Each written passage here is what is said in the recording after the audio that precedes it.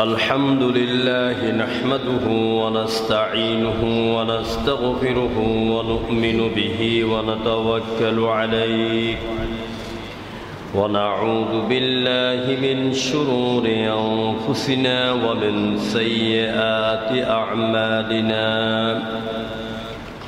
من يهده الله فلا مضل له ومن يضلل فلا هادي له ونشهد أن لا إله إلا الله وحده لا شريك له ونشهد أن سيدنا وحبيبنا ومولانا محمدا عبده ورسوله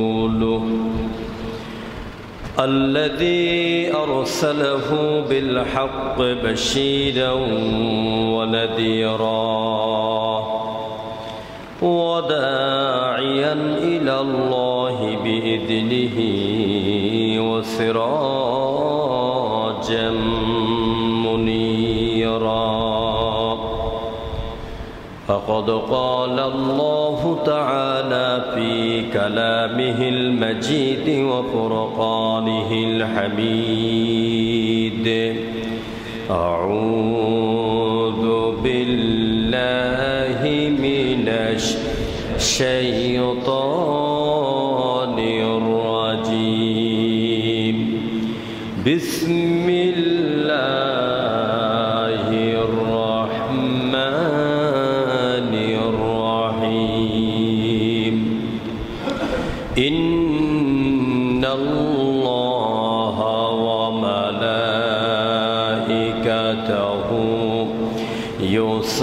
يصلون على النبي يا أيها الذين آمنوا صلوا عليه وسلموا تسليما اللهم صل على محمد وعلى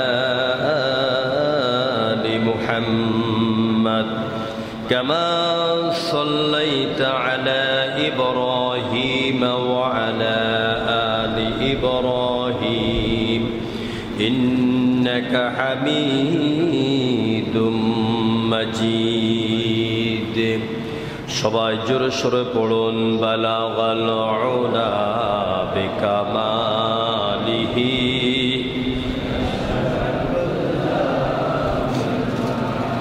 হাসনাত জামিউ খিসালিহি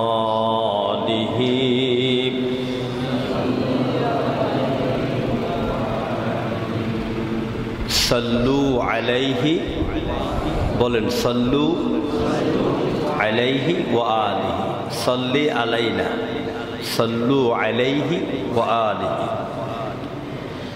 কদমোं में तेरी गिरता गलियों में तेरी फिरता गाहे ज़ारे ज़ारे रोता गाहे बेक़रार होता बलगल उला बिकमालिहि कशफत दुजा बिजमालिहि हसनत जमीउ खिसालिहि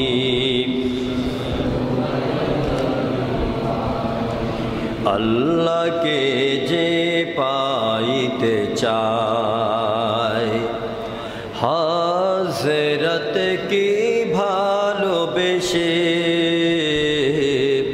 अल्लाह के जे पाइते चाय हाज़रत के भालोबेशे अर्श कुर्सी लौह कलम ना चाइते पेचे से बलगल उला बिकमालिहि कशफत दुजा बिजमालिहि حسنت جميع خصاله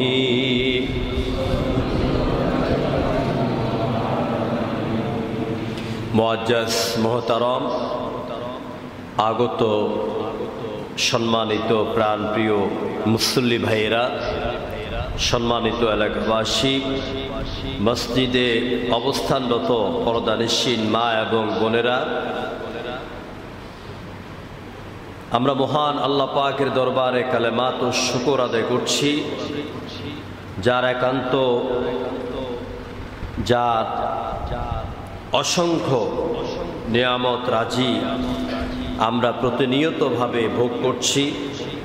যে মহান রব আমাদেরকে দয়া করে মেহেরবানি করে আজকের এই পবিত্র জুমাতে শরীক হওয়ার তৌফিক দান করেছেন, এই জন্য আমরা আনন্দ চিত্তে প্রাণবন্ত হৃদয় নিয়ে মহাব্বতের সাথে একযোগে পড়ছি আলহামদুলিল্লাহ। আরেকটু জোরে সোরে সবাই পড়েন আলহামদুলিল্লাহ। রব্বানা লাকাল হামদ হামদান কাসীরান তাইয়িবান মুবারাকান ফীহি। আল্লাহ পাকের দরবারে কালেমাত ও শুকর আদায়ের পাশাপাশি আমরা দরুদ ও সালাম পেশ করছি আমাদের প্রিয় রাসূল, আমাদের প্রিয় নবী, নবীদের নবী, নবীদের বাদশাহ, নবীদের সেমিনারের সম্মানিত স্পিকার, যাকে আরবিতে বলা চলে সৈয়দুল মুরসালিন, ইমামুল মুরসালিন, খাতামুন নবিয়্যিন, মুহাম্মদ আরবি জনাবে মুহাম্মদ রাসূলুল্লাহ সাল্লাল্লাহু আলাইহি ওয়াসাল্লামের প্রতি, যিনি শুধু পৃথিবীতে একজন নবী হয়ে আগমন করেননি, তিনি একদিকে ছিলেন নবুয়তের দরওয়াজার সর্বোচ্চ জায়গায়, রিসালাতের জায়গায় সর্বোচ্চ আসনে অধিষ্ঠিত, যিনি ছিলেন একজন শ্রেষ্ঠ সমাজপতি, যিনি ছিলেন একজন গোটা দুনিয়া কিয়ামত পর্যন্ত আদর্শ রাষ্ট্রপতি, জোরকন্না সুবহানাল্লাহ, যিনি ছিলেন পৃথিবীর সর্বশ্রেষ্ঠ একজন স্বামী, যিনি ছিলেন পৃথিবীর সকলদের মধ্য থেকে সেরা একজন দার্শনিক, একজন সেরা বৈজ্ঞানিক, যুদ্ধের ময়দানে একজন শ্রেষ্ঠ সেনাপতি, আত্মীয় স্বজনের মধ্যে সবচাইতে আন্তরিক এবং সবার খোঁজ খবর নেওয়ালা একজন মহৎ আত্মীয়তার সর্বশীর্ষে, এবং যিনি ছিলেন কোরআনের ধারক বাহক, যিনি ছিলেন একদিকে রাষ্ট্রপতি আর একদিকে মসজিদে নববীর ইমাম, সেই প্রিয় রাসূল, প্রিয় নবী, তার লকব, তার প্রশংসা, তার উপাধি বলা শুরু করলে ঘন্টার পর ঘন্টা বলা যায়। এমন একজন রাসূল আল্লাহ পাক আমাদের জন্য, আমাদের ভাগ্যাকাশে ঝুটি দিয়েছেন, এই জন্য আমরা খুশি না বেজার? জোরে সোরে আমরা সবাই এই খুশি স্বরূপ আরেকবার বলি আলহামদুলিল্লাহ। সব নবীদের প্রতি আমরা ঈমান এনেছি, কোনো পার্থক্য করি না। লা নুফাররিকু বাইনা আহাদিম মির রাসূল, কোন নবীর মধ্যে আমরা পার্থক্য সূচিত করি না। আদম আলাইহিস সালামের উপর যেমন করে ঈমান এনেছি, ঈসার প্রতিও তেমন ঈমান এনেছি, মূসার প্রতি যেমন ঈমান এনেছি, ইব্রাহিমের প্রতি তেমন ঈমান এনেছি, ইদ্রিসের প্রতি, নূহ আলাইহিস সালামের প্রতি যেমন ঈমান এনেছি, ঠিক তেমনি করে আমাদের নবী মুহাম্মদ রাসূলুল্লাহর প্রতিও ঈমান এনেছি। আমরা কোনো নবীকে পার্থক্য করি না, ছোট করি না। তবে সব নবীদের মধ্যে সর্বসেরা নবী যিনি, তিনি হচ্ছেন মুহাম্মদ সাল্লাল্লাহু। এটা কেন বললাম? এটা বলছি এই জন্য, সব নবীদের কাছে সহিফা এসেছে, কিতাব এসেছে। আমার নবী রাহমাতুল লিল আলামিনের কাছে এই কোরআন আসার পরে আল্লাহ পাক তিনি অর্ডার করে দিলেন, বিশ্ব নবীও বলে দিলেন, আজ থেকে জানতে হবে, বুঝতে হবে, মানতে হবে শুধুমাত্র এমন একটা কিতাব যে কিতাবের পর আর কোনো কিতাব আসবে না, আর ওই কিতাব হলো মহাগ্রন্থ আল কোরআন। এখন আর তাওরাত চলবে না, জবুর চলবে না, ইঞ্জিল চলবে না, কোনো সহিফার কথা চলবে না। এখন শুধুমাত্র কিয়ামত পর্যন্ত চলবে যে কিতাবের কথা, সেই কিতাবের নাম কি? সেই কিতাবের নাম কি? আল কোরআন। এইটি মহান নিয়ামত আল্লাহ আমাদেরকে দিলেন। এই কিতাবের কথা বলে শেষ করা যাবে? তাফসীর করে শেষ করা যাবে? কত মহামনীষীরা এলেন, জগৎ বিখ্যাত তাফসীর কারকেরা এলেন, কেউ কিন্তু কথা বলতে পারে নাই যে আমি এই কিতাবের তাফসীর করে শেষ করে ফেলেছি। বলতে পেরেছে? পারবে? কথা বলেন, পারবে? এর কারণটা কি? এর কারণ হচ্ছে কোরআনের মালিক। কোরআনের মালিক কে? অনেকে জানে না, অনেকে বলে মুহাম্মদ সাল্লাল্লাহু আলাইহি ওয়াসাল্লাম, আবার অনেকে বলে মুসলমানেরা। কোরআনের মালিক কে? কোরআনের মালিক আল্লাহ রাব্বুল আলামিন। তিনি কোরআনের প্রশংসা করতে গিয়া কি সুন্দর করে বলে দিলেন, ও নবী আপনি বিশ্ববাসীকে জানায়া দেন, قُلْ لَوْ كَانَ الْبَحْرُ مِدَادًا لِكَلِمَاتِ رَبِّي لَنَفِدَ الْبَحْرُ قَبْلَ أَنْ تَنْفَدَ كَلِمَاتُ رَبِّي وَلَوْ جِئْنَا بِمِثْلِهِ مَدَدًا। নবী আপনি বলুন, আমার রবের কথাগুলি কি লেখার জন্য, বলার জন্য, ব্যাখ্যা করার জন্য যদি তাম পৃথিবীর সমস্ত সমুদ্র মহাসমুদ্রের পানিগুলিকে কালি বানানো হয়, ওই পানির উপি কালিগুলি শেষ হয়ে যাবে, কিন্তু আল্লাহর কালামের ব্যাখ্যা লিখে আর বলে শেষ করা যাবে না। ওয়ালাউ জিনা বিমিসলিহি মাদাদা, যদি অনুরূপ 7 দরিয়ার পানি শেষ হয়ে যায়, আবার যদি অনুরূপ 7 দরিয়ার পানিকে কালি বানানো হয়, আরো 7 দরিয়ার পানিকে কালি বানানো হয়, তাম পৃথিবীর বৃক্ষরাজিগুলিকে যদি কলম বানানো হয়, ওই বৃক্ষরাজিগুলি কলম হিসাবে ক্ষয় হয়ে যাবে, পানিগুলি শেষ হয়ে যাবে, কিন্তু আল্লাহর কালামের ব্যাখ্যা লিখে বলে শেষ করা যাবে না। কত পানি! 7 দরিয়ার পানি, প্রশান্ত মহাসাগর, আটলান্টিক মহাসাগর, আরব সাগর, যে আরব সাগর পাড়ি দিতে বিমানের কমপক্ষে 2.5 ঘন্টা সময় লাগে। সুবহানাল্লাহ। এই যে এবারে নোয়াখালীতে বন্যা হলো, পানির অপর নাম কি? আরো জোরে কর না। আর যখন ফেনীতে 2 তলা 3 তলা ডুবে গেল, তখন নাম কি হলো? মরণ। এই এতটুকু পানির ঠেলা নিতে পারলো না, কত মানুষ মরে গেল। আর আল্লাহ বলছেন 7 দরিয়ার পানিকে কালি বানাইলে আল্লাহর কালামের ব্যাখ্যা লেখা শেষ হবে না। চিল্লাই করে আল্লাহু আকবার। এ হলো সে কালাম। এটা নাম কি? আল কোরআন। এই কোরআনের কথা বলে যেমন শেষ করা যাবে না, কোরআন যার উপর নাজিল হয়েছে তিনি কে? মুহাম্মাদুর। তার বর্ণনা, তার কথা বলেও শেষ করা যাবে না। রবিউল আউয়াল মাস এসেছে না আসে নাই?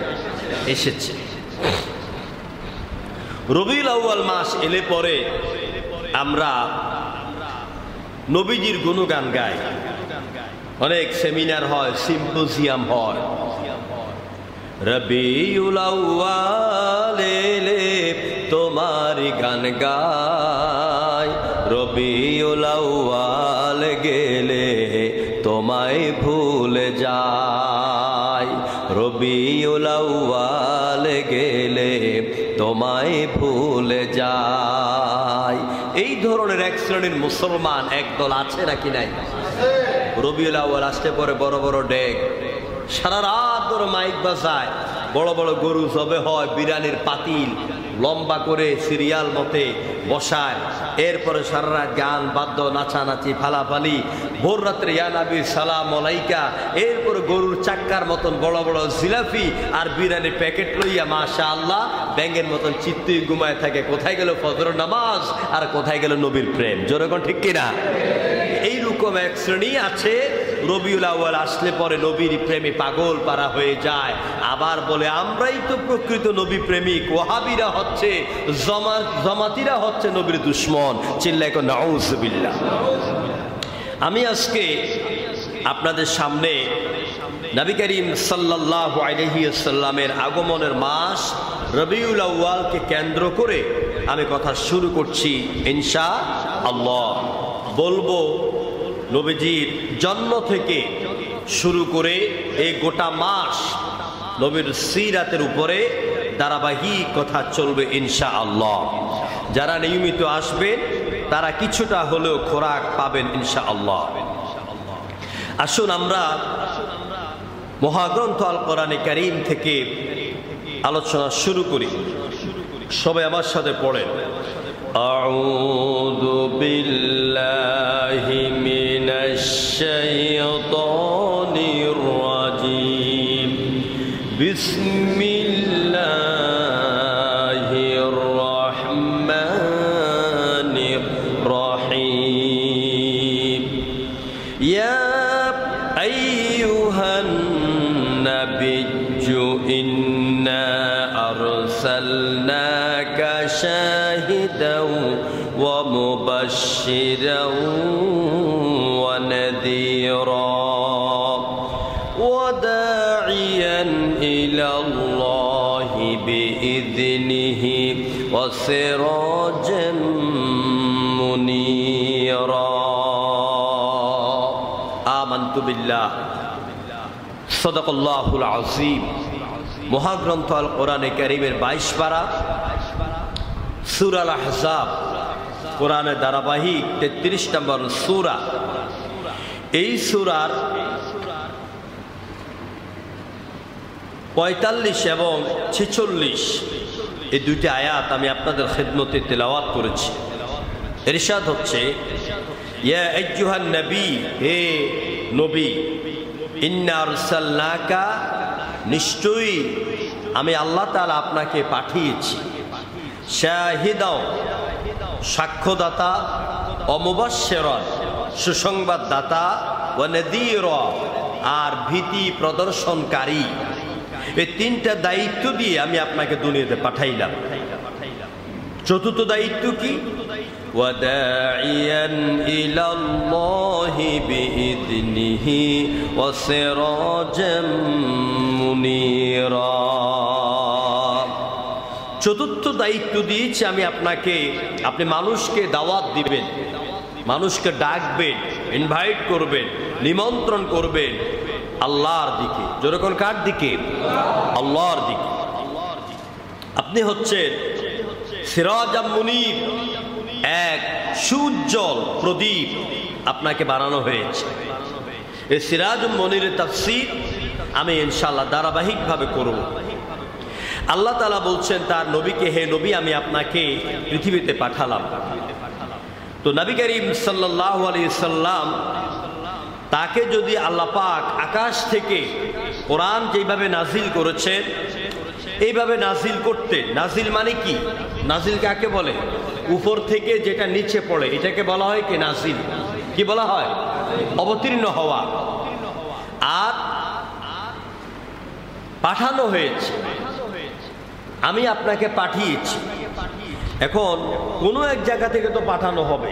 যেমন বাংলাদেশ থেকে একজন রাষ্ট্রদূতকে আমেরিকা পাঠায়, আমেরিকা থেকে একজন রাষ্ট্রদূতকে বাংলাদেশে পাঠায়। তো আল্লাহ তাআলা তার নবীকে পাঠালেন, কোথায় থেকে পাঠালেন? আমরা আল্লাহকে জিজ্ঞেস করব, আল্লাহ তাআলা আপনি বলে দেন আপনার নবীকে কোথা থেকে আপনি পাঠিয়েছেন।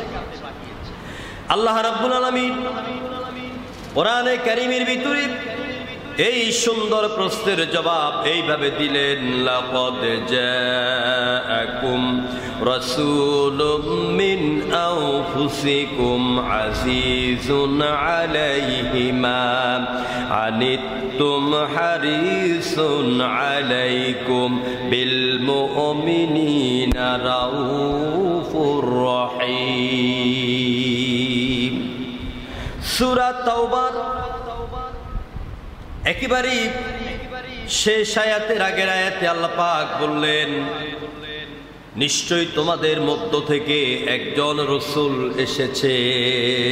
লাকাদ এর অর্থ হচ্ছে নিশ্চয়ই। নিশ্চয়ই অনেক আলেম ওলামা আছে, যা এসেছে, কুম তোমাদের মধ্যে, রাসূলুম মিন আনফুসিকুম তোমাদের মধ্য থেকেই একজন রাসূল তোমাদের কাছে এসেছেন। সুবহানাল্লাহ। তার মানে তিনি আকাশ থেকে আসেন নাই, তাকে হুট করে কোথাও থেকে ফায়ার করে আনা হয় নাই। যেই লোকেরা এই মক্কা বসবাস করছো, তোমাদের মধ্য থেকেই একজন রাসূল তোমাদেরকে সুসংবাদ দেওয়ার জন্য, সতর্ক করার জন্য এবং তোমাদের সাক্ষী হিসেবে দাঁড় করাবার জন্য একজন রাসূল আমি আল্লাহ পাক পাঠিয়েছি। যেরকম সুবহানাল্লাহ।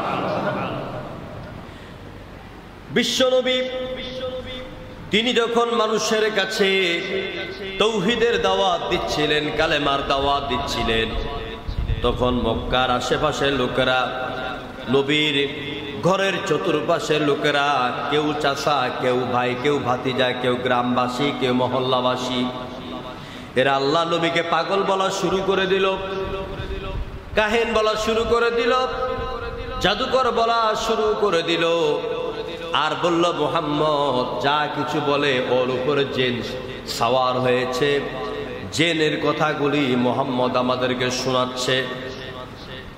এই জন্য আল্লাহ পাক কোরআনে কারীমের ২৭তম পারা সূরা নাজমের ভিতরে মানুষের ভ্রান্ত ধারণাকে দূর করে দিয়ে কোরআনে কারীমের ভিতরে আল্লাহ পাক বললেন, ওয়ান নাজমি ইদা হাওয়া, ওয়ান নাজমি ইদা হাওয়া। নাজিবুন মানে তারকা, নাজিবুন মানে কি? তারকা। ওয়া হলো ওয়ায়ে কসমিয়া, শপথের জন্য এসেছে। হাওয়া মানে যেটা অদৃশ্য হয়ে যায়। আল্লাহ পাক বলেন, যেই তারকা অদৃশ্য হয়ে যায়, ওই তারকার কসম করে আমি আল্লাহ পাক বলছি, তোমরা মুহাম্মদ রাসূলুল্লাহ আমার নবী সম্পর্কে যে ভ্রান্ত কথাগুলি বলো, তিনি পাগল, তিনি জাদুকর, তিনি কাহেন, তিনি পথহারা, তিনি পথভ্রষ্ট, নিজে বানাইয়া জিন শোয়ার হইয়া কথাগুলি বলে, ভালো করে শুনে নাও। মা দাল্লা সাহিবুকুম ওয়া মা গাওয়া। আমার নবী মা দল্লা, তিনি পথভ্রষ্ট নন, ওমা গাওয়া, তিনি পথ হারা নন, তিনি উদ্ভ্রান্ত হয়ে পাগলের মতন কোন কথা তোমাদের সামনে বলে না। চিল্লায় বলেন আল্লাহু আকবার। এই সার্টিফিকেট কার? চিল্লায় বলেন কার?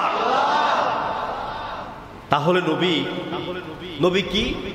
মা সাহিবুকুম, তোমাদের সঙ্গী, তোমাদের সাথে পাগল নন, তোমাদের সাথে উম্মাদ নন, জেনের কথাগুলি তোমাদের সামনে বলেন না, বরং তিনি কোথা থেকে কথা বলেন শুনে নাও। মা ইয়াতিকু আনিল হাওয়া ইন হুয়া ইল্লা ওয়াহিয়ুন ইউহা।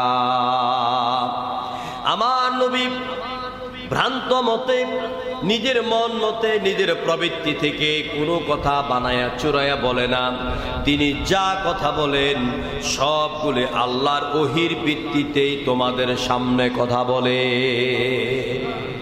ওহি কয় প্রকার? আচ্ছা, ওহি অর্থ কি? অনেকে ওহি অর্থ বাণী, ওহি অর্থ প্রত্যাদেশ, ওহি অর্থ মেসেজ। আর এই ওহিটা আসে কার পক্ষ থেকে? ওহি দুই প্রকার, একটা ওহি মাতলু, আরেকটা ওহি গায়রে মাতলু।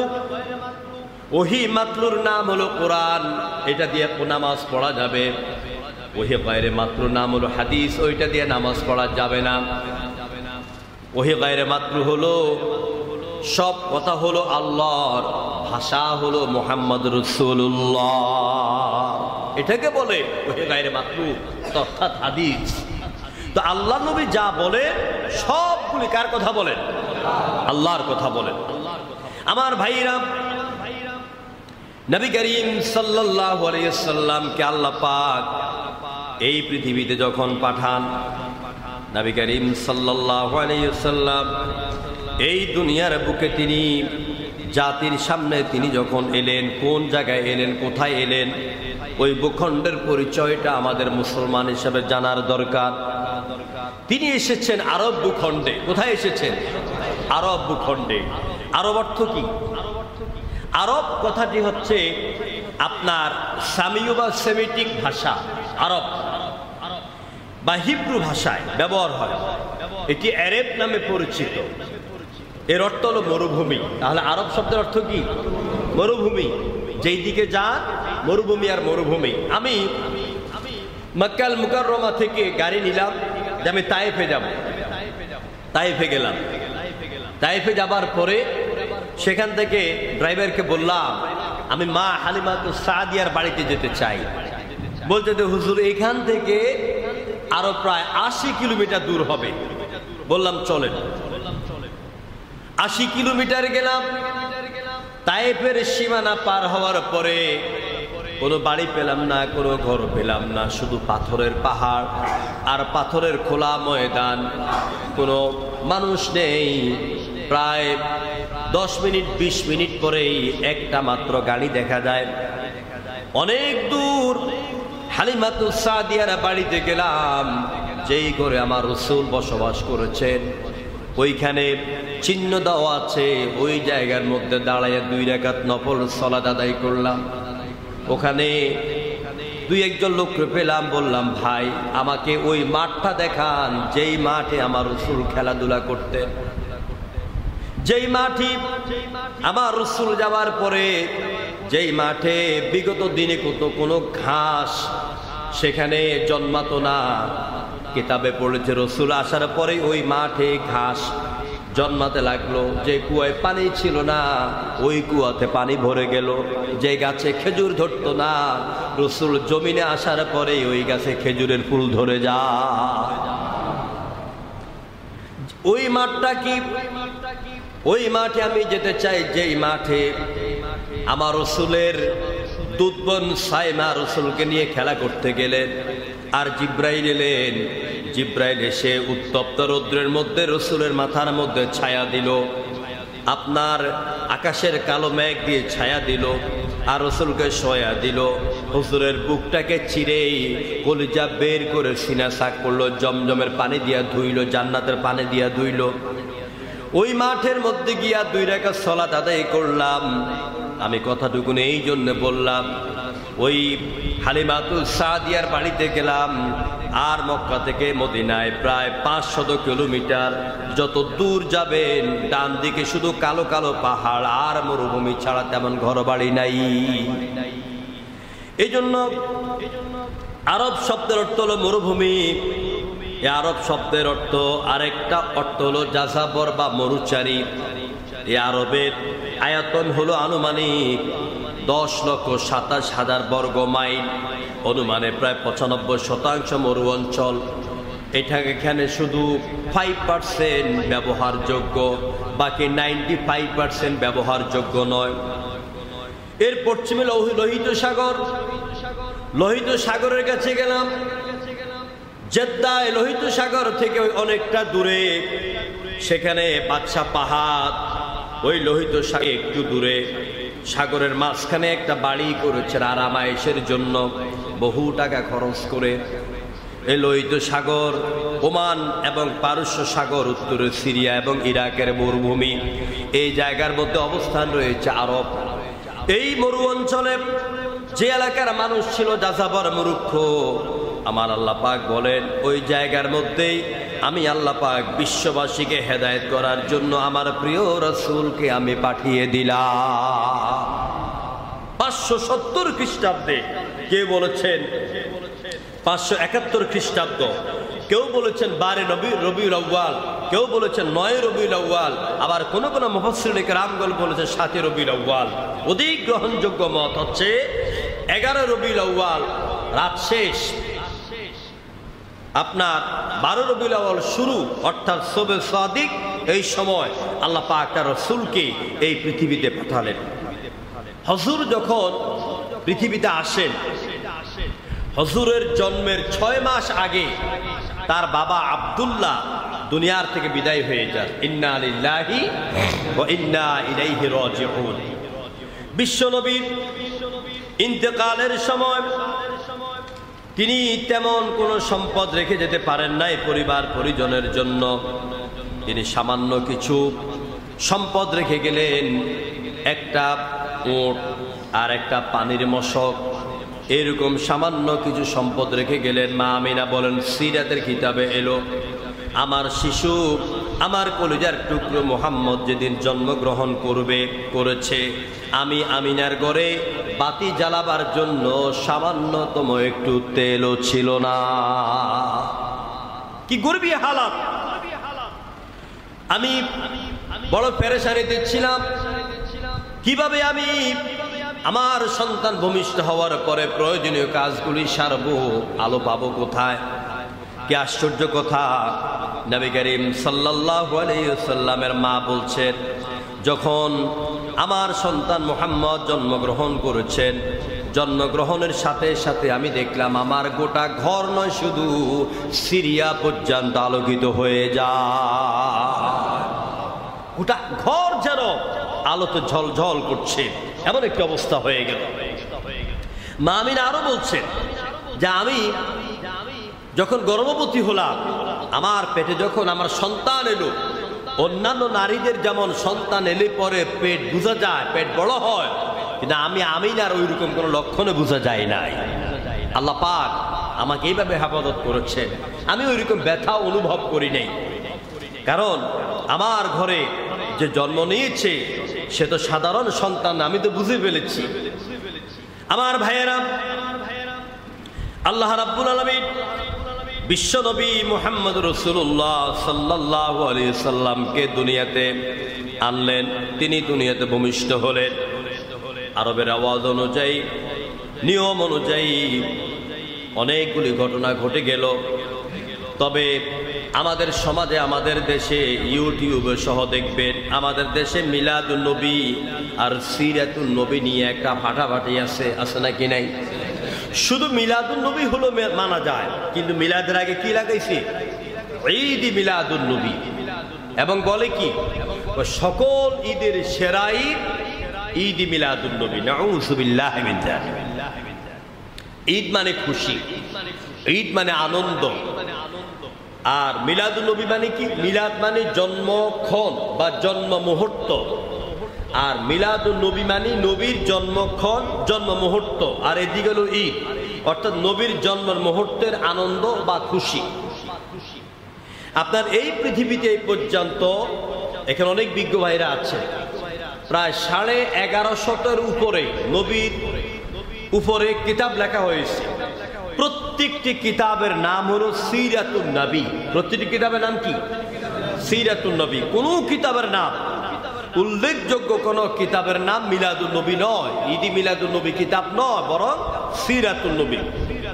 সিরাতে সরওয়ারে আলম, সিরাতুন নবী, আল বেদায়া ওয়া নেহায়া, এগুলো সব সিরাতের কিতাব। তো এখন তারা বলে সকল ঈদের বড় ঈদ, সেরা ঈদ ঈদ মিলাদুন নবী। এখন আমরা দুইটি ঈদ পালন করি, বকরি ঈদ এবং রোজার ঈদ। এখন ঈদের দিনে 2 রাকাত নামাজ, ওয়াজিব নামাজ আছে নাকি নাই? আছে নাকি নাই? আছে। ঈদের দিনে, ঈদের আগে আমরা নতুন জামা কাপড় কিনতে যাই, আমরা আনন্দ উপভোগ করি। এখন নবীর জন্মের দিন 2 রাকাত নামাজ আছে নাকি? আছে। আবার এই ঈদকে কেন্দ্র করে নতুন জামা কাপড় কেনার হিড়িক পড়ে যায় কি মার্কেটে? না। এই ঈদ মিলাদুন নবী নয়। যদি আমি আপনি বলতে চাই, অবশ্যই বলতে হবে মিলাদুন নবী। কি বলতে হবে? মিলাদুন নবী, নবীর জন্মক্ষণ, জন্ম বৃত্তান্ত। মিলাদুন নবীকে অস্বীকার করা যাবে না, অবশ্যই মিলাদুন নবী বলতে হবে। কারণ নবীর জন্ম না হলে তাহলে সিরাতুন নবী কোথা থেকে আসবে?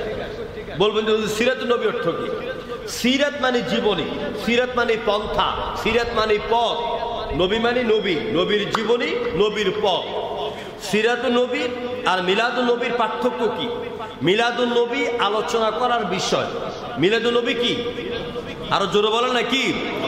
আলোচনা করার বিষয়, এটা পালন করার বিষয় নয় মিলাদুন নবী। আর সিরাতুন নবী একদিকে আলোচনা করতে হবে, আরেক দিকে পালনও করতে হবে। এখনো ভালো করে বুঝেন নাই। মিলাদুন নবী হলো নবীর জন্ম মুহূর্তকালী যেই সব ঘটনাগুলি ঘটেছে ওই ঘটনাগুলি নিয়ে আলোচনা করা। যেমন মা মেনা বলছেন, আমার গর্ভে যখন মুহাম্মদ এলো তখন আমার পেট বড় হয় নাই, ওইরকম ব্যথা অনুভব করি নাই। আমার সন্তান যখন জন্মগ্রহণ করে সিরিয়া পর্যন্ত আমার ঘর সহ আলোকিত হয়ে গেল। আল্লাহ নবী যখন জন্মগ্রহণ করেন তখন সিরিয়ার বহু বছর ধরে অগ্নি পূজকদের অগ্নি কুণ্ডলীর আগুনগুলি নিভে গেল। 2 নম্বরে ইরানের শাহী মহলের সামনের রাজপ্রাসাদের 14টা পাথর খসে খসে ছিটকে জমিনে পড়ে যায়। আল্লাহ নবী যখন জন্মগ্রহণ করেন কাবা শরীফের ভিতরে এবং বাহিরে 360টি পাথরের মূর্তি ছিল। আল্লাহ নবীর জন্মের সময় ওই পাথরের মূর্তিগুলি সবগুলি উকুল হয়ে আল্লাহর দরবারে সেজদায় পড়ে যায়। আমার ভাইয়েরা, সুতরাং এইগুলি হলো আলোচনার বিষয়, জানার বিষয়, এগুলি পালন করার বিষয় নয়। কারণ আজ এই ঘটনাগুলি ঘটেছিল 1500 বছর আগে। আজকে নবী নাই, কাবা শরীফের ভিতরে পাথরও নাই, আজকে মা আমিনা নাই, আজকে সিরিয়ার অগ্নি পূজকদের অগ্নিকুণ্ডলী নাই। এইগুলি আজকে পালন করার বিষয় নয়, এইগুলি শুধু ইতিহাস আলোচনা করার বিষয়, জানার বিষয়। এগুলি কি? আলোচনা করার বিষয়, জানার বিষয়। আর সিরাতুন নবী, নবীর জীবনী, এটা আপনাকে জানতে হবে, আলোচনা করতে হবে। যে আলোচনা আমি আজকে থেকে শুরু করলাম, মাসব্যাপী আলোচনা চলবে। এটা আলোচনা করার বিষয়, এটা পালন করার বিষয়। বলবেন হুজুর এখন ওইটাও বুঝি নাই ভালো করে। আপনারা আমাকে বলেন নবীজির জীবনের মধ্যে ঈমান আনতে হবে, এটা আছে নাকি নাই? ঈমান আনার পরে নামাজ সালাত আদায় করা লাগবে, ফরজ, এটা আছে নাকি নাই? নবীর জীবনীতে মা বাবার খেদমত করা লাগবে, হুজুর করেছেন, এটা আছে নাকি নাই? আল্লাহ নবী সত্য কথা বলেছেন, মিথ্যা পরিহার করেছেন, নবীর জীবনীতে আছে নাকি নাই? আল্লাহ নবী রোজা রেখেছেন নাকি রাখেন নাই, এটা আছে না নাই? জিহাদের ময়দানে আল্লাহ নবী রক্ত দিয়েছেন, এটা শুধু আলোচনা করলে হবে নাকি বিশ্ব নবীর আদর্শ ধরে আমাদেরকে বর্তমানে আল্লাহর জমিনে দ্বীন কায়েমের জন্য প্রয়োজনে রক্ত দেওয়া লাগবে, এটা আলোচনাও করতে হবে, পালনও করতে হবে। এটার নাম হলো সিরাতুন নবী। এটা নাম কি? সিরাতুন নবী, যেটা আলোচনাও করতে হবে, পালনও করতে হবে। আমার ভাইয়েরা, সুতরাং সিরাতুন নবী নিয়া, মিলাদুন নবী নিয়া বাক বিতণ্ড করা এটা ফরজ নয়, এটা ওয়াজিব নয়, এটা সুন্নত নয়, এটা নফল নয়। কিয়ামতের দিন আমাকে আপনাকে আল্লাহ পাক এই প্রশ্ন করবেন না, আমার আল্লাহ পাক এই প্রশ্ন করবেন না, বান্দা তুমি কি সিরাতুন নবীর পক্ষের দল নাকি মিলাদুন নবীর পক্ষের দল? এই প্রশ্ন করবে? কথা কর না কেন, এই প্রশ্ন করবে। আল্লাহ প্রশ্ন করবেন মান রাব্বুকা, কে তোমার রব? মা দীনুক, কি তোমার দিন? ওমান নবিয়ুক, কে তোমার নবী? সালাত আদায় করেছো কিনা? মানুষকে অন্যায়ভাবে খুন করেছো কেন? মা বাবার খেদমত করেছো কিনা? ফরজ ওয়াজিব গুলি মেনেছো কিনা? হালাল খাইছো কিনা? হারাম পরিত্যাগ করছো কিনা? কে মিলাদুন নবীর পক্ষে, কে সিরাতুন নবীর পক্ষে, এটা নয়। বরং আল্লাহ পাক জিজ্ঞেস করবেন মা হাদার রাজুল, ওই লোকটাকে বলো। যদি আপনি বিশ্ব নবীর আদর্শ দিয়ে জীবনকে রাঙাতে পারেন, আপনি বলে দিবেন হাদার রাজুলু নাবিয়ুনা মুহাম্মদ রাসূলুল্লাহ সাল্লাল্লাহু আলাইহি ওয়াসাল্লাম। সুতরাং মিলাদ নিয়া সিরাত নিয়া লাফালাফি করা, ফালাফালি করা, দলাদলি করা, কাউকে কাফের ফতোয়া দেওয়া, এগুলো ইসলামের শরীয়তে বিন্দুমাত্র জায়েজ নাই। আমরা ফাটাফাটি, আমরা মিলাদুন নবীর পক্ষে, আমরা সিরাতুন নবীরও পক্ষে। তবে ঈদ মিলাদুন নবী এই শব্দের সাথে আমাদের কথাবার্তা আছে, এটার সাথে আমরা একমত নই। কারণ নবী করিম সাল্লাল্লাহু আলাইহি ওয়াসাল্লাম বলেছেন যে অতীতের যুগের নবীরা ধ্বংস হয়েছে তারা তাদের এবং তাদের নবীর জন্মদিন এবং মৃত্যুদিন পালন করার কারণে। ইসলামে কোন মুসলমান জন্ম দিবস মৃত্যু দিবস পালন করা জায়েজ নাই, সম্পূর্ণভাবে হারাম। আমার ভাইরা, এবারে আসুন নবী করিম সাল্লাল্লাহু আলাইহি ওয়াসাল্লাম জন্ম নেওয়ার কয়েকদিন হয়ে গেল। জন্ম নেবার পরে কয়েকদিন অতিবাহিত হওয়ার পরে আরবের আওয়াজ অনুযায়ী, রসুম অনুযায়ী, নিয়ম অনুযায়ী হুজুরের দাদা আব্দুল মুত্তালিব, কুরাইশ বংশের নেতা, হাশিমীয় প্রধান, তিনি মক্কার বাজারে চলে গেলেন। মক্কার বাজারে গিয়া তিনি ঘোরাফেরা করেন। কারণ আরবের আওয়াজ ছিল সন্তানদেরকে সুস্থ পরিবেশে ভালো আবহাওয়াতে বড় করার জন্য, আরবি শুদ্ধ ভাষা শিখাবার জন্য তাইফের ময়দানে বাচ্চাদেরকে পাঠিয়ে দিত। তাইফের জমিনে বাচ্চাদেরকে পাঠাতো। তাইফ থেকে মহিলারা আসতো, বাচ্চাদেরকে ভাড়া নিয়ে যেত 1 বছর, 2 বছর, 6 মাসের জন্য। নবীজির দাদা আব্দুল মুত্তালিব তিনি ওই বাজারের মধ্যে ঘুরে ঘুরে বলছেন, ও তাইফ থেকে আগত নারীরা, আমার একটা নাতি আছে, নাম রেখেছি মুহাম্মদ। যেরকম সুবহানাল্লাহ, কি মজার নাম, ঠিক না? মুহাম্মদ। মুহাম্মাদের একটি নামে এত মধু লাগে। নামটা যখনই আপনি দেখবেন আরব কান্ট্রিতে গেলে বেশিরভাগ নাম হচ্ছে মোহাম্মদ। মোহাম্মদ যখনই এই হেরেমের চত্বরে কেউ কাকে খুঁজে পায় না, তখন একে আপনার মিশরীরা, ইয়েমেনিরা একে অপরকে ডাকে ইয়া মোহাম্মদ, মানে তারা এটা ডাকলেই বুঝে যে হ্যাঁ আমাকে ডাকছে, এত প্রিয় নাম। আমেরিকার এক গবেষণা দেখা গেছে যে সারা পৃথিবীতে সবচেয়ে প্রিয় যে নামটা, এটার নাম হচ্ছে মোহাম্মদ। আল্লাহ রেখেছেন, আমার নবীর নাম আহমদ, আল্লাহ রেখেছেন কি? আহমদ। এটা কোন জায়গায় আছে? সূরা সফ, মিন বা'দিসমুহু আহমদ। ঈসা বলে দিলেন, ও আমার জাতি লোকেরা, আমার পরে আমার একজন ভ্রাতা আসবেন, আমার ভাই আসবেন, যার নাম হবে আহমদ। কি নাম হবে? আহমদ হচ্ছে সিগা, অধিক প্রশংসনীয়। আর মুহাম্মদ শব্দের অর্থ হচ্ছে প্রশংসিত।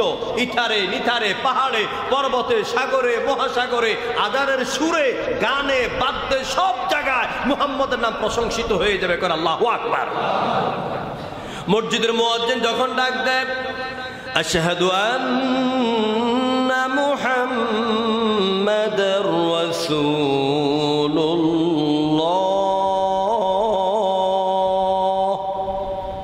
এই নামটা শোনার পরে মানুষের হৃদয়ের মাঝে একটা দোল খেয়ে যায়, একটা ভালোবাসা সৃষ্টি হয়ে যায়।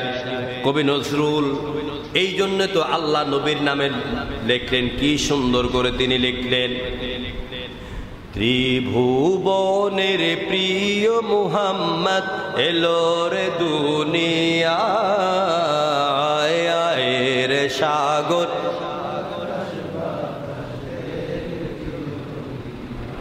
ত্রিভুবন, ভুবন কয়টা? 3টা। ভুবন কয়টা? এই হলো পৃথিবী একটা, পরকাল একটা, আর মহাজগৎ যেটা ছিল আলমে আরোহা। একটা 8 পাস পড়ুয়া ছেলে কি ভাষায় গানটা লিখলেন, ত্রিভুবনে, এই 3 ভুবনে সবচাইতে যার প্রিয় নাম, যার নামটা সবচাইতে বেশি প্রিয়, প্রশংসিত, তার নাম হচ্ছে মুহাম্মদ। তার নামটা কি? তিনি কি সুন্দর করে লিখলেন, জাতিভেদ হিংসা বিদ্বেষ করিতে মোচন, দ্বৈতবাদ বহুবাদ করিতে খণ্ডন, সাম্য মৈত্রী স্বাধীনতা একেশ্বরবাদ ঘোষিতে আইলে তুমি রাসূল মুহাম্মদ। গোটা জমিনে ইথারে ইথারে পাহাড়ে পর্বতে সর্বত্র তুমি এসেছো বলতে এই কথা যে মানুষের মাঝে ভেদাভেদ নেই, হিংসা নেই, জিঘাংসা নেই।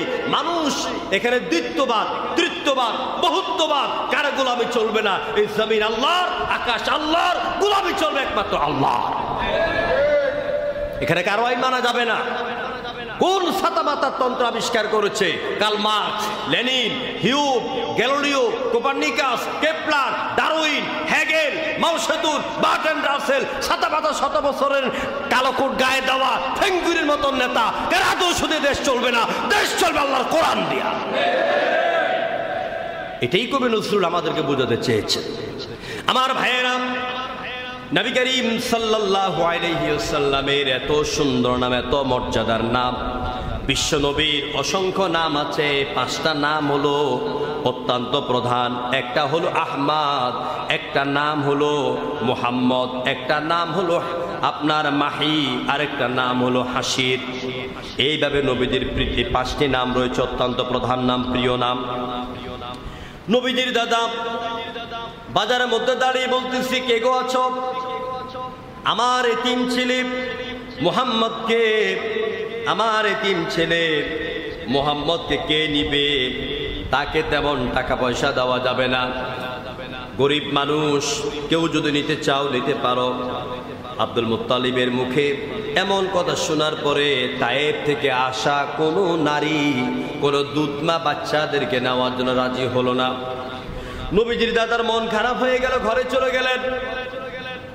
কিছুক্ষণ পরে তিনি দেখতে পেলেন একটা নারী আর একটা নারীর স্বামী, নারী পুরুষ দুজনেই একটা অসুস্থ ঘোড়া, ঘোড়াটার চিত্র ছিল এইরকম, উঠি কি পড়ি মরি কি বাঁচি, অসুস্থ ঘোড়া, এটা হাঁটতে পারে না, ধাক্কাইয়া ধাক্কাইয়া হাঁটাই হাঁটাই আসতেছে। নবীজি ওদের কাছে গেলেন, তোমরা কারা? আমরা তায়েব থেকে এসেছি, আমাদের উটটা অসুস্থ, এটা হাঁটতে পারে না, ধাক্কাইয়া ধাক্কাইয়া আনতে আনতে দেরি হয়ে গেল, মক্কার বাজার বুঝি ভেঙে গেল। কেন এসেছ? আমরা এসেছি দুধের বাচ্চা নেওয়ার জন্য, এখন তো বাজার ভেঙে গেল, এত কষ্ট করে এলাম। নবীজির দাদা বলছেন, যদি তোমরা কিছু মনে না করো আমি একটা কথা বলি। বলেন। আমার একটা নাতি আছে, কয়েকদিন আগে ভূমিষ্ঠ হলো, ওর বাবা নাই, এতিম মানুষ, মা গরিব মানুষ, টাকাও নাই পয়সাও নাই, যদি নিতে চাও সামান্য কিছু দেব, আমার নাতিটাকে নেবে নাকি? ওই মহিলা তিনি বলতেছেন, আমার স্বামীর সাথে পরামর্শ করি। স্বামী স্ত্রী দুজনে পরামর্শ করলো, এত কিলোমিটার পথ বেয়ে আসলাম, খালি হাতে যাব কেন? আমরা তো সব সময় টাকা পাই, এই বাচ্চাটাকে নিয়ে যাই, হয়তোবা কোনো দিকেই আমাদেরকে আল্লাহ বরকত দিয়ে দিবেন। এই কথা মনে করে সৌভাগ্যবান নারী দুজনে পরামর্শ করে আব্দুল মুত্তালিবকে বলল, হ্যাঁ আমরা বাচ্চাটাকে দেখবো, তবে শর্ত আছে। কি শর্ত? বাচ্চাটাকে দেখতে যদি না দুষ্টু দুশ্মনে হয়, মায়া লাগে, তাহলে বাচ্চাটাকে নেব। মহিলা আমিনার ঘরের সামনে গেলেন। যারা মক্কায় গিয়েছেন তারা দেখেছেন যেখানে আবু জাহেলের বাড়ি, এখন সেখানে বড় টয়লেট, পায়খানা। যারা কোরআনের বিরুদ্ধে যায়, ইসলামের বিরুদ্ধে যায়, নবীর বিরুদ্ধে যায়, আল্লাহর দ্বীনের বিরুদ্ধে যায়, এদের বাড়ি ঘর হয়ে যায় সারা দুনিয়ার মুসলমানদের জন্য টয়লেটের মতো। জনগণ ঠিক কিনা? আবু বকর বাড়ি মসজিদ, ওমর বাড়ি মসজিদ, বেলালের বাড়ি মসজিদ, আলীর বাড়ি মসজিদ, আবু জাহেলের বাড়ি পায়খানা। আমার ভাইরা, যারা মুসলমানদের সাথে গাদ্দারি করে, মুসলমানদের উপর অত্যাচার করে, নির্যাতন করে, কথায় কথায় মামলা দেয়, এদেরকে আল্লাহ রাব্বুল আলামিন শেষ বেলায় চোরের মতন দেশ থেকে বাহির করে দেয়। কথা ঠিক কিনা বলে? এটাই হচ্ছে ইতিহাস, এটাই বাস্তব, এটাই ফেরাউন, আর এটাই নমরুদের শিক্ষা। নমরুদ বিরোধিতা করলো ইব্রাহিমের, আল্লাহ তৌহিদের বিরোধিতা করলো। শেষ পর্যন্ত আল্লাহ পাক তোরা মারার লাগে আমার কামান লাগবে না, বোমা লাগবে না, ল্যাংলা একটা মশা ঢুকাইয়া দিলেন। আর জুতার বাড়ি খাওয়াইতে খাওয়াইতে এই পৃথিবীর সেরা রাজাকে আল্লাহ পাক দুনিয়া থেকে বিদায় করে দিলেন। সুতরাং নবীর ঘর হচ্ছে আবু জাহেলের বাড়ির সঙ্গে। এখন দেখবেন দোতলা একটা লাইব্রেরি ওখানে বানিয়ে রেখেছে আপনার, এটাই ছিল আমেনার ঘর। নবীজির দাদা আমেনা আপনার ওই মহিলাটাকে নিয়ে গেলেন, মহিলার নাম হলো হালিমা। যেরকম কি হালিমা, বলছে আপনি ভিতরে যান, আমার নাতিকে দেখে আসুন। সিরাতের কিতাবে লেখা হলো হালিমা চলে গেলেন আমেনার ঘরে। যাবার পরে আমেনাকে বলছেন, আমার বাড়ি তায়েব, আমি সাদিয়া গোত্রের নারী, এসেছি আপনার বাচ্চাটাকে নেওয়ার জন্য, মেহেরবানি করে বাচ্চাটাকে আমাকে একটু দেখান।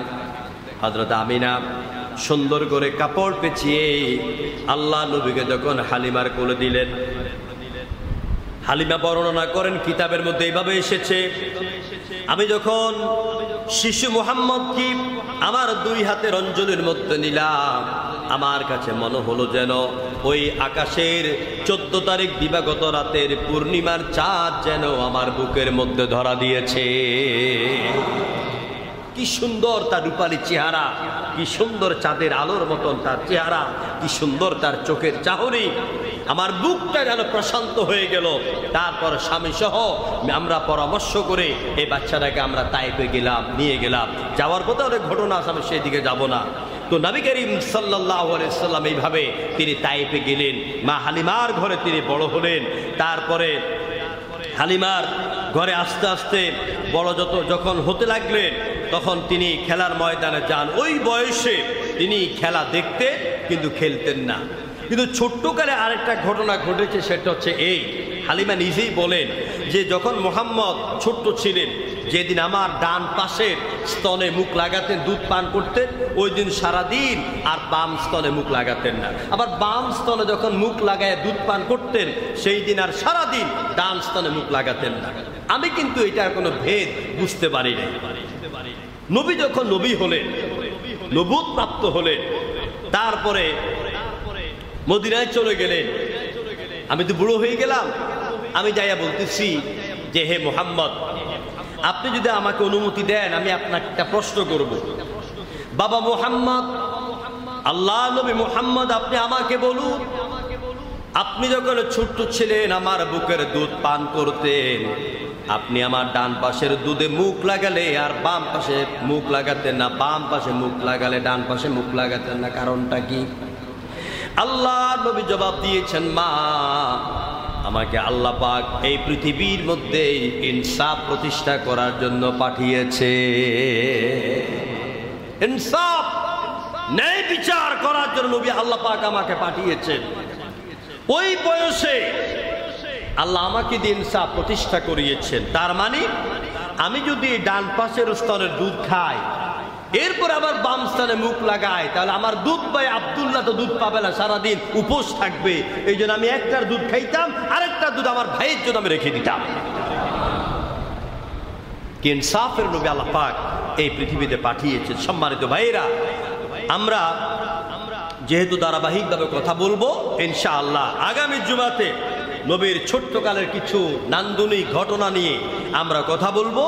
এরপর এনসাইক্লোপিডিয়া ব্রিটানিকা সহ পৃথিবীর বিভিন্ন ইতিহাসে আমার নবীকে কিভাবে মূল্যায়ন করলো, এরপরে নবীর আপনার বিশ্ব নবীর মর্যাদা, বাইবেল, ত্রিপিটক, বেদ, এরপরে কোরআন, হাদিস কোন জায়গায় আল্লাহ রসুলের মর্যাদা কিভাবে দিল, আমরা সেইগুলো আলোচনা করব। তারপর নবীর চারিত্রিক গুণাবলী আলোচনা করব। এরপর বিশ্ব নবীর বৈপ্লবিক জীবন আলোচনা করব। তারপর রসুলের রাষ্ট্রীয় জীবন আলোচনা করব, যাতে রসুলের সুন্নাহ আদর্শ মোতাবেক আমরা একটা সুন্দর জীবন, সমাজ এবং রাষ্ট্র গঠন করতে পারি। আল্লাহ তৌফিক দান করুন, আমরা বলে আমিন। সবাই বলুন আমিন। সবাইকে আন্তরিক মোবারকবাদ জানিয়ে আলোচনা এখানে শেষ করছি। আসসালামু আলাইকুম ওয়া রাহমাতুল্লাহ।